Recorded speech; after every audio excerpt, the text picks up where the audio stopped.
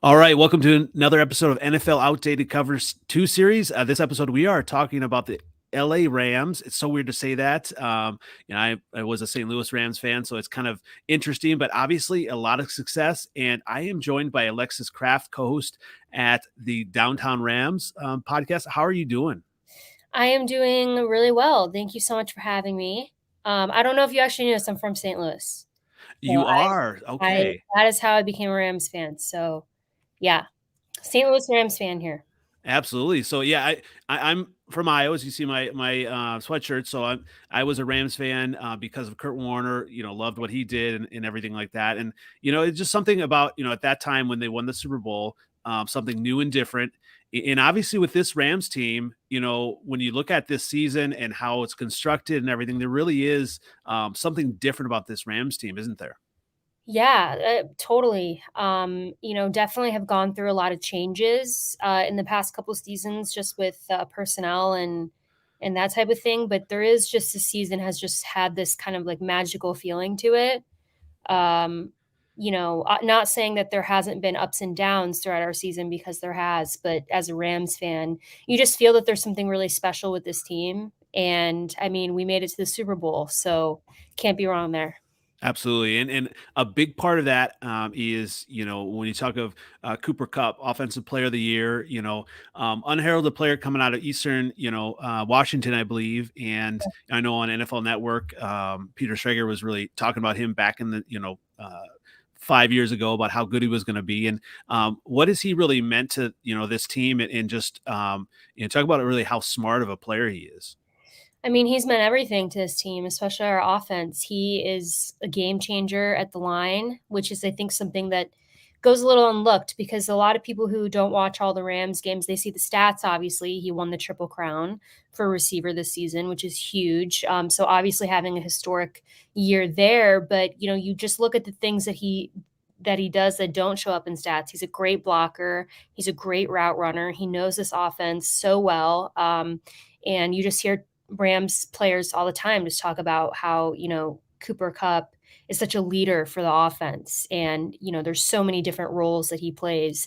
And, we wouldn't be in the Super Bowl if it wasn't for Cooper Kupp, in my opinion. So he just does so much. I mean, his value cannot be overstated.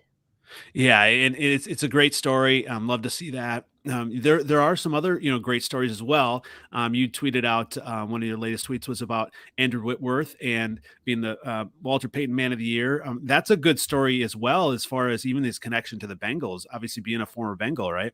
Yeah, I mean, so obviously the Walter Payton Man of the Year is just it's the biggest award of the year and the most important, and all 32 nominees obviously deserve to win it. I mean, I wouldn't say there's one person who deserves it over another. But I think for Andrew Whitworth, he has a chance to really have kind of this storybook ending. I mean, this has been since the beginning of the season. It's been kind of implied by him and others that this was going to be his last season in the NFL. And now he, has the chance to win a Super Bowl against his former team, who he still has a lot of admiration for. So that kind of comes full circle. And he wins Walter Payton Man of the Year. So he has this really unique opportunity to potentially, go out with just a storybook ending. And honestly, if the Rams lose the Super Bowl as well, I still think in his book, obviously, you wanna win, but just everything that he's accomplished and just getting there, I'm sure is a huge deal to him. Well, yeah, absolutely, and his age, being 40 years old. I mean, I'm 44, and I can't imagine, just the amount of physicality, on a daily basis, in just getting up to the game, just how much that of a toll that takes on a player's body. I can't imagine either. I mean, I played soccer in college, and I got hurt a lot, and even at the age of, 19, 20, 21, it's just really hard, and, he's 40. I mean, I can't imagine. One of my favorite stories is that Joe Burrow watched the draft with him. I mean, how crazy is that? It is crazy. It is kind of one of those things where I read that story as well, how when Joe Burrow He tore his ACL last season, which is like insane that he's playing at the level he is now because he had to go through that entire process of healing, and he recovered in LA. And that's where he got his surgery. That's where he did his rehab. And so, yeah, he really connected with Andrew Whitworth when he was out there. They watched the draft together. Andrew kind of took him under his wing. So, yeah, just crazy now that these guys are facing off in the Super Bowl. But I'm sure they're both super proud of each other. Um, Andrew, I'm sure, is just really happy to see how far Joe has come and recovered so well. So.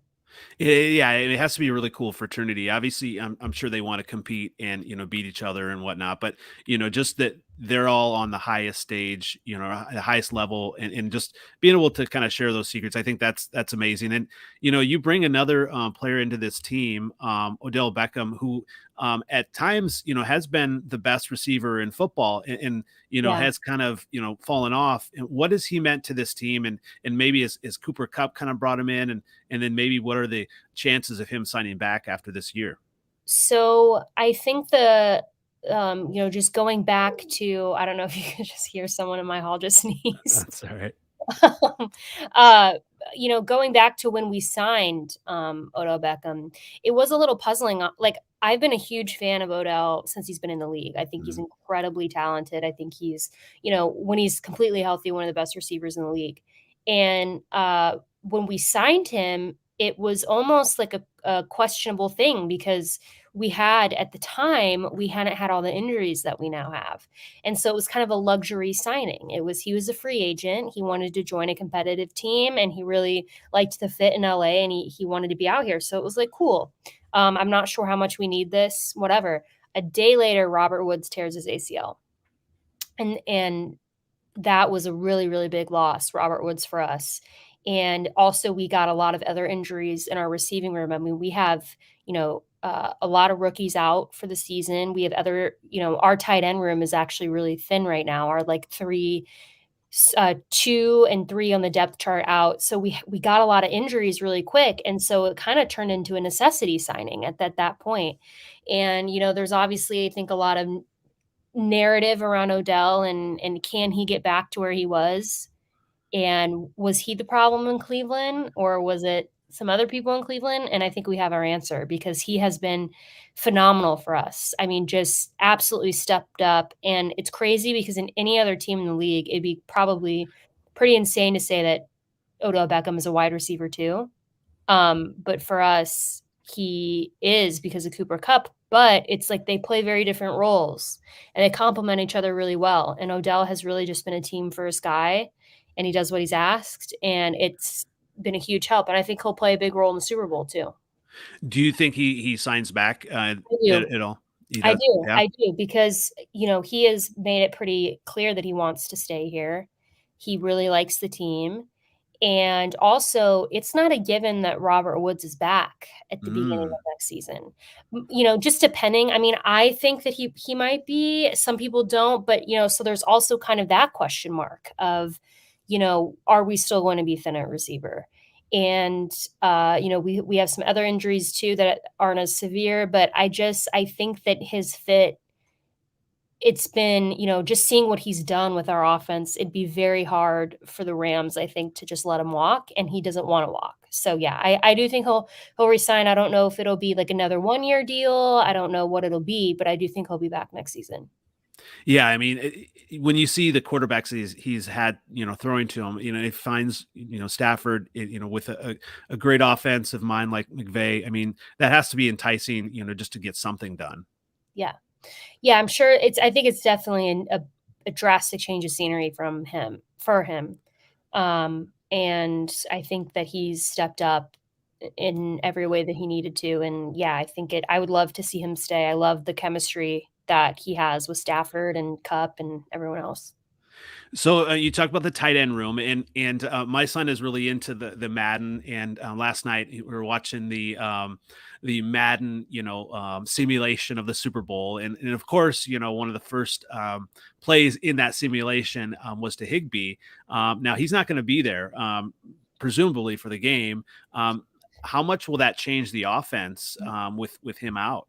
Well, Yeah, we don't so it hasn't been confirmed yet. Mhm. I think he could be there, I think he couldn't.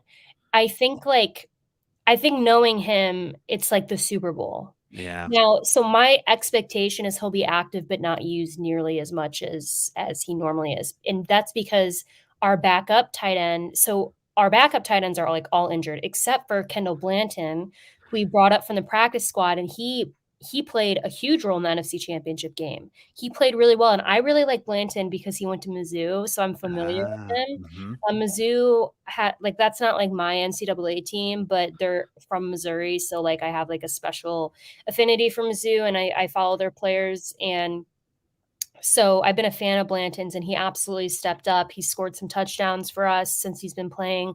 So I actually don't think it's going to I mean, Higbee obviously is incredible, and he knows the offense really well, but I don't think it's gonna be as big of a hit as some people might think, but I also don't know that he's gonna just not play at all.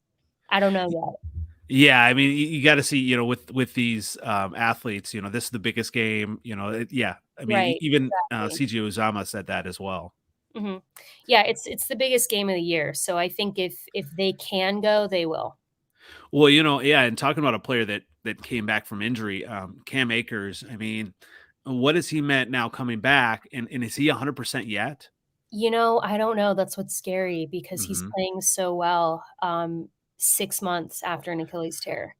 Which Crazy. is insane, and again, not only just the fact that he's playing, but the fact that he's automatically taken over running back 1 by a lot. I mean, if you look at, his snaps compared to Sony Michel and Darrell Henderson, but Henderson has also been injured. I don't know that he'll be playing in the Super Bowl either. Again, it's one of those things where I think he'll play, but not as much because of his injury, and I also think that Akers just takes the workload. I mean, Mhm.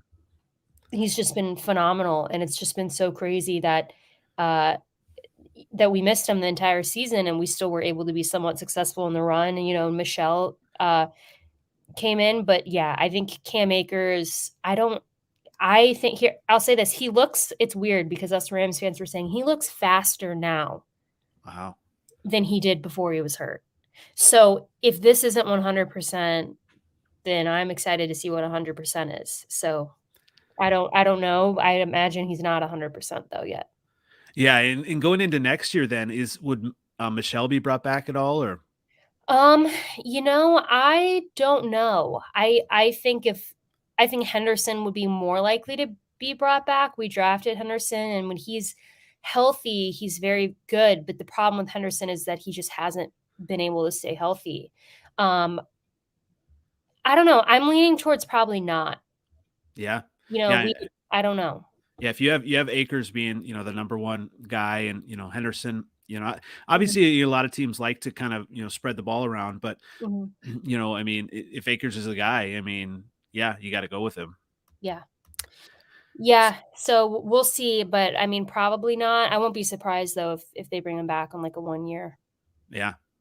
Well, speaking of the man, Aaron Donald, obviously he's on a mission to, finish what didn't happen 4 years ago. Now, last night he did not win the Defensive Player of the Year.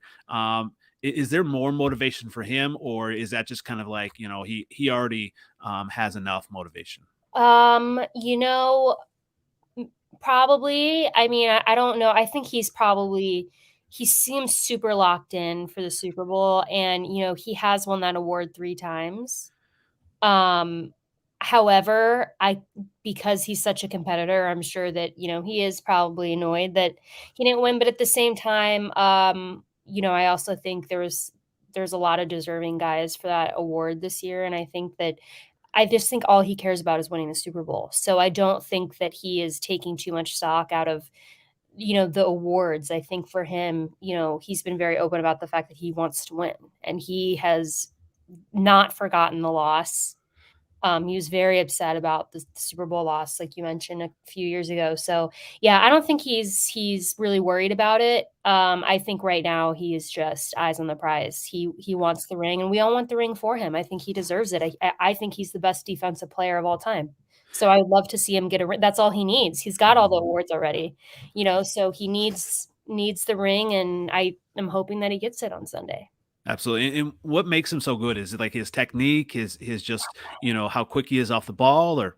You know, all of the above. I mean, Mhm. I think he just finds a way to, and he's undersized, they say, for a defensive Mhm. tackle. He's shorter than a lot of the other guys, but he's compact and he is really quick with his arms, and he seems to find a way to get around offensive linemen really quick, and he's just so dominant. And you watch him, and the numbers came out. I want to say it was 60 to 70% of the time he's double teamed at least. And Mhm. I've seen him triple teamed before.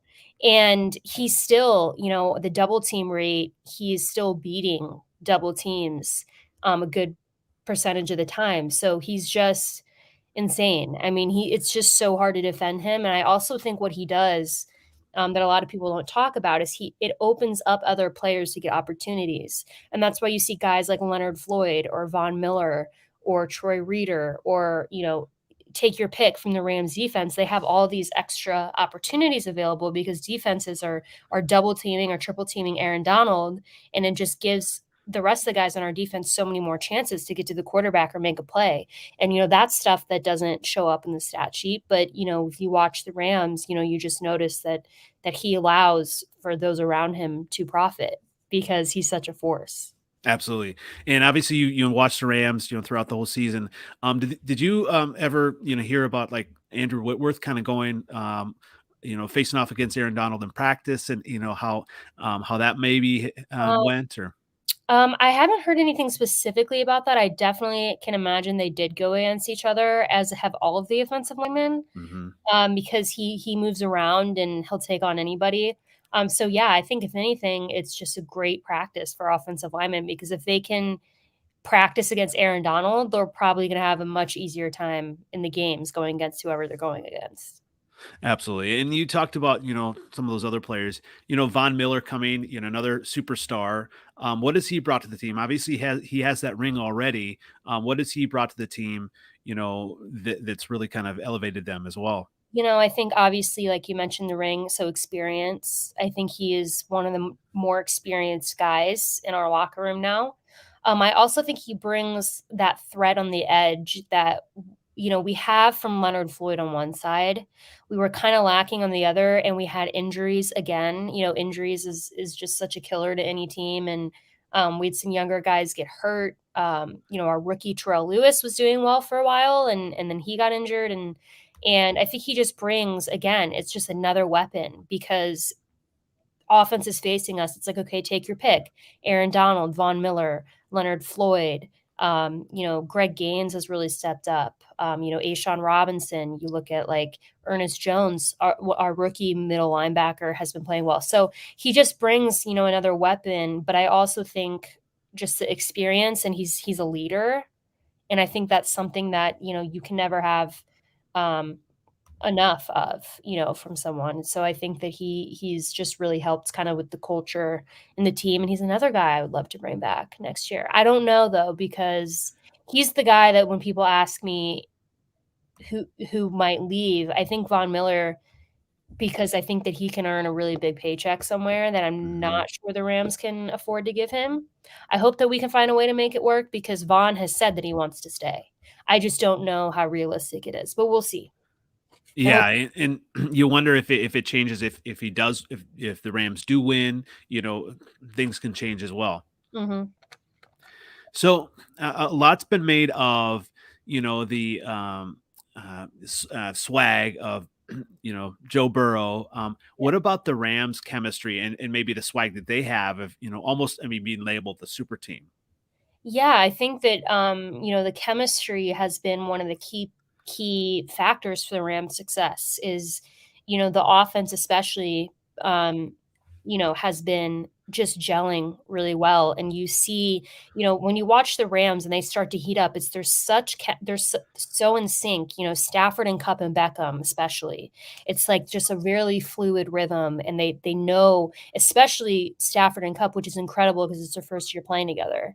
And that's one of the things people worried about bringing in a new quarterback, because it's such an important part of the offense. And then you think about the fact, there's chemistry and learning. Matthew Stafford had to learn a whole new offense, but him and Kupp have just been so in sync. And so you have obviously the triple crown there that explains that. But then Odell Beckham comes in and right away builds great chemistry with Stafford. The offensive line has had their moments this season where they haven't been well, but for the most part, they seem to have we finally have like a consistent offensive line, which is something that we had struggled to find. Um, and then the defense, we have a new face in Von Miller, but like Jalen Ramsey, Aaron Donald, Leonard Floyd, they're all used to each other. And it just seems like all of these guys were getting in a really good rhythm, which again, it was kind of like something that I don't think I expected to work as well as it has, because we have like Raheem Morris is new. We have a whole new defensive coordinator. We have a Mhm. lot of new guys on the team. So yeah, and then as far as swag, I mean, man, Odell Beckham alone just has so much swag. Aaron Donald, Jalen Ramsey, all these guys, Mhm. I love watching their pregame fit of like what they wear to the game, and I'm just like, good choice always. Cooper Cup actually might be like the dark horse for swag, because Really? his pregame fits are always really good. And I think he said his wife styles him. So That's awesome. props to her if that's true. I thought I heard Mhm. that somewhere, because his outfits always look amazing before the games. Yeah, there's a great story about like how I think she was working and sending him through college, and that's that's I love the Cooper Cup story. He's such a guy that and I don't know him personally, so I can only make judgments based on what I've heard and seen. But he seems just like such a humble, does his job, doesn't like, even when he scores touchdowns, he doesn't do celebrations. He does kind of like high five his teammates and hip bump or whatever, but he's not, nothing against guys who do it. I think it's fun actually. I probably Yeah, would do it, but he doesn't celebrate. He kind of keeps his head down. He does his job and he wants to win. And he's just seems like such a nice, hardworking guy. And I think that's really probably contributed a lot to his success, that he's that way and he doesn't seem to let any outside noise kind of get in his head. And yeah, I mean he's just been such an asset for us. absolutely. And talking about another player that's been an asset, obviously Stafford coming in, and I don't know what your thoughts were on Jared Goff. I mean, he got the team to the Super Bowl, had some good moments. But talk about like what Stafford's meant, obviously to this team, and then now in the playoffs, do you trust him kind of in the clutch? I mean, has his narrative changed? You know, it's weird because in the regular season, I felt like he really struggled. Well, the Rams in particular have been a team in the regular season that have struggled to close out games. Not just Stafford, but there was a lot of games in the regular season where we had a lead and we just totally blew it in the fourth. Stafford had a stretch of we lost 4 games in a row, and a huge part of that was Stafford threw a lot of pick sixes. Hmm. And that was really disheartening. So for a while it was concerning, but in the playoffs, if I don't know how many of the Rams playoffs games you watched, probably at least the NFC Championship, but Hmm. the game against the Bucks and all the Hmm. games, he has really lit it up in the fourth quarter. So that was kind of like a pleasant surprise, but also not really a surprise because I know how bad he wants it. But yeah, I'm not worried, based off what I've seen in the playoffs from him so far. Putting the regular season aside, I think Stafford has a lot to prove and has had a lot to prove, but he's done it and now he just needs to win. So we'll see.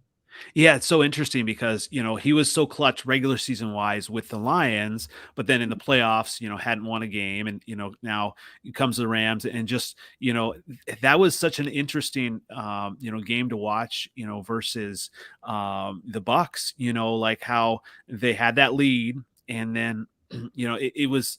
We're like, okay, well, Tom's going to do it again. But then Stafford was that guy and just kind of, you know, did what he needed to do.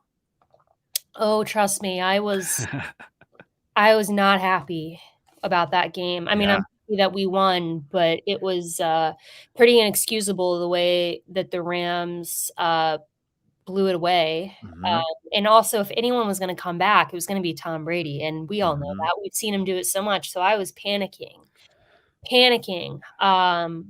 But again, we won that game because Matthew Stafford and Cooper Kupp, 2 passes to Cooper Kupp on that drive that Mhm. and, those are the guys that deliver for us consistently and step up when we need them to. So, yeah, that was an intense game, I think, for everyone, watching, Rams fan, Bucks fan or not. But, um, yeah, I do trust Stafford in the Super Bowl. I think that he's made it this far, and, anything can happen, but I have a good feeling. Absolutely. And so I'm going to ask a crazy question here. So I do an NFC North podcast. I am the Bears fan. I have a question here. With Stafford, what he's doing, would you rather go with Stafford or Aaron Rodgers? In the Super Bowl right now? Yeah, in the playoff Super Bowl. Yeah. I mean, right now, Stafford. Yeah. I just think Aaron Rodgers, in recent years hasn't been able to come through in these moments. And listen, I know that Stafford is newer to the playoff game than Aaron Rodgers, but at the same time, if Stafford wins, they'll have the same amount of Super Bowls. Hmm. I'm not trying to throw shade or anything, but right now, just seeing the way that Stafford's playing throughout the playoffs, I would pick Stafford. Yeah, and that's kind of the corner that I turned when I saw the Packers and Rodgers, just his performance versus the 49ers. And obviously that Niners defense is tough, right? Yeah, But if you put Stafford versus the Niners and Rodgers versus the Niners, Stafford won, yeah, right? exactly. Yeah, like I said, right now I'm choosing Stafford. Well, I'm on that train too, and not just because I'm a Bears fan, but yeah, I mean, you kind of look at it, it it breaks down, to regular season quarterbacks and postseason quarterbacks, and I think it's really cool to see Stafford changing that narrative because even our Lions fan, says Lions are vicariously living, through Stafford and really happy for him, I believe. They are, and there's been a lot of points this season where I've seen that. I went to New York, well, I guess technically New Jersey for the Rams Giants game. And there was a guy at my hotel wearing Lions gear, and he said, "I'm here for Matthew Stafford." He was going to the game, and I was like, "Oh, that's awesome." Then there was another guy who kind of went viral that the Rams brought to the NFC Championship game, who's a Lions fan who was screaming on or cheering on for Matthew Stafford, and that kind of spread throughout the internet. And they brought him to the game, and he's actually made friends with a lot of people I know in the Rams community, which is cool. So yeah, it's really special that to see Lions fans still cheering on Stafford, and I know that he has said and has shown that he still has such an affinity for that team, and I think players will always have that soft spot, for a team that, Hmm. because at the end of the day, unless Stafford plays a super long time, he's most likely going to have played most of his career in Detroit. So, and if I'm doing my math right, maybe not. Maybe he'll split him half and half, but um, I think he's always going to have that like unique connection with the team that drafted him, and I think it's really cool that they still support him in the way that they do. Yeah, and absolutely, you kind of look at more organizationally what the Lions had, maybe not done or not surrounded him with. He still was, in the regular season was clutch. He Yeah. has I think some of the most regular season comebacks, ever. So he's definitely right up there. And when you talk about coaches that are up there, um, you know, do you see any kind of difference, this year in the way Sean McVay has approached the Super Bowl from the last time? Um, I don't know specifically in the way that he's approaching the Super Bowl specifically. I just know that he has, his game plan compared to what it was 4 years ago has changed, especially in the playoffs. So I don't know. It seems that their approach seems to be pretty similar just in terms of, like, practices and media and all that, but, I mean, I think that yeah, I don't know. I don't know. His, I mean, I mean, do you trust him? Because it was kind of interesting with him, throwing those challenge flags, versus the Niners, and I mean, do you trust him kind of in big moments? Yeah. Well, I think it depends. I think one of the issues with Sean McVay that's cost us games is, he gets really conservative with play calling at the end of the game, and it has Mhm. really hurt us several times. I'm hoping that he won't do that because this is it. This is the big game. I'm assuming that will be the case, but I don't know. I'm not gonna be surprised no matter what happens with his play calling, but I do think that he'll probably be more aggressive because it's a Super Bowl. Absolutely. And, with the Super Bowl being, on the home field, is there an advantage? I mean, it was kind of an interesting thing with the Niners, but now that maybe has shifted, or is there any type of advantage? I think so. Mhm. I think so. I think just the fact that, Super Bowl week, you don't ha because they're playing in LA, they don't have to travel. They can stay Mhm. home. They have their home locker room.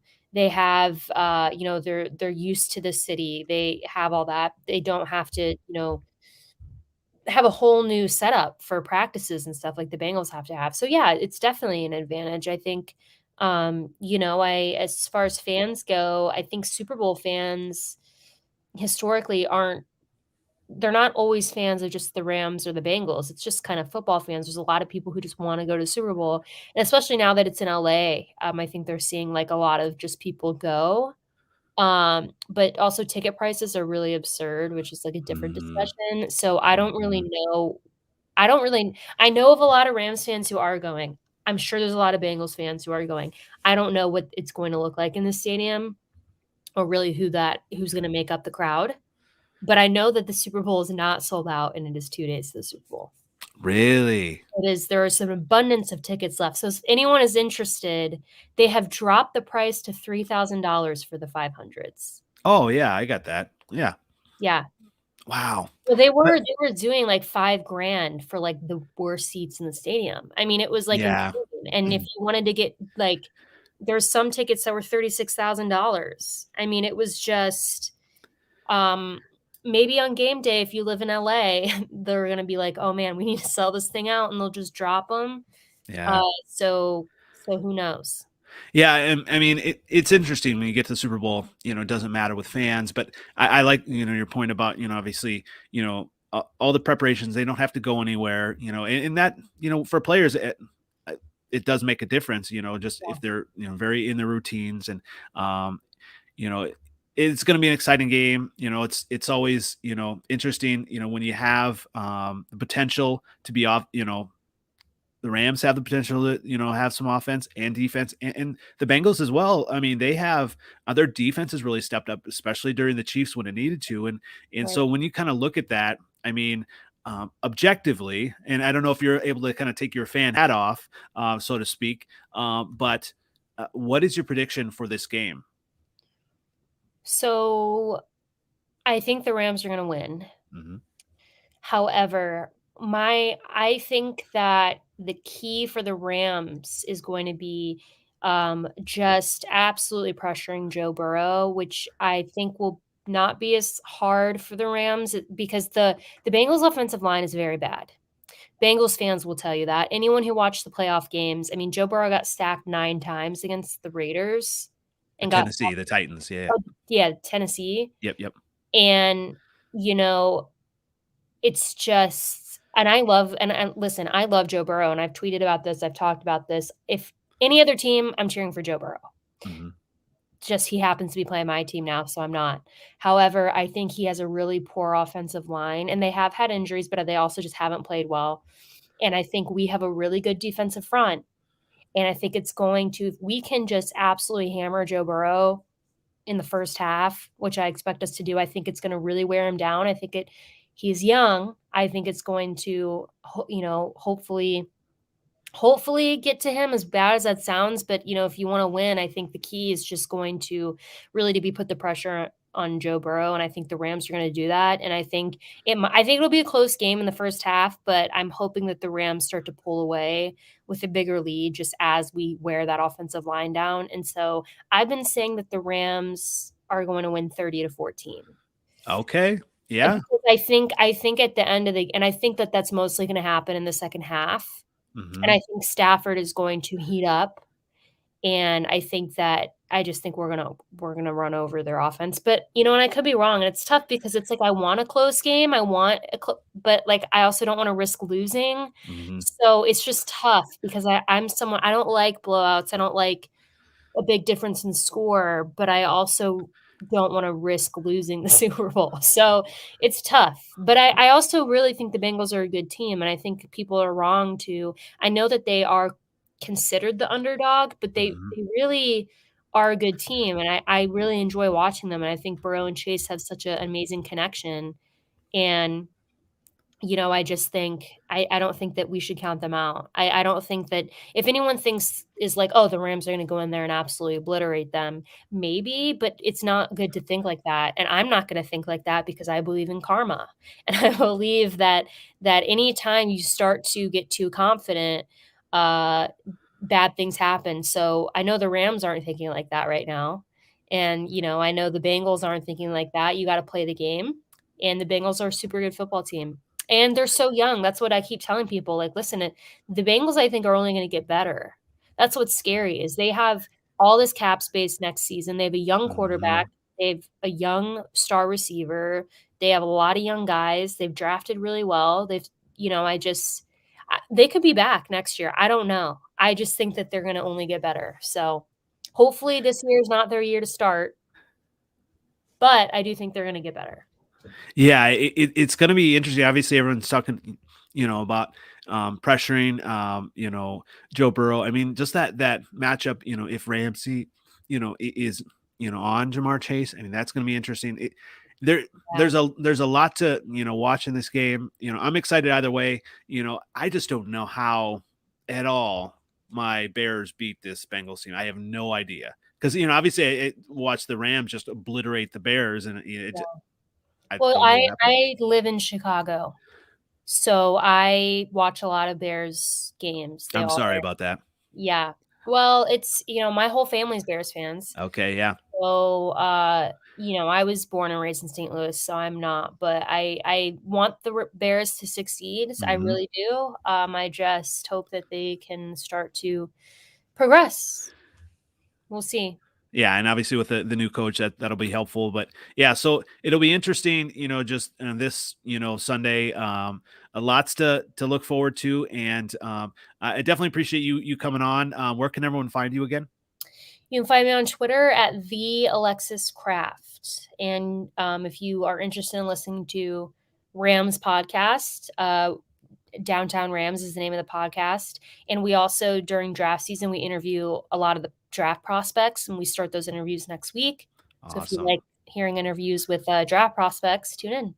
Definitely. Well, thanks again, and I look forward to that, and hopefully connecting with you, after a Super Bowl win, and even maybe in the draft as well. For sure. Anytime. Thanks again. All right. Thank you so much.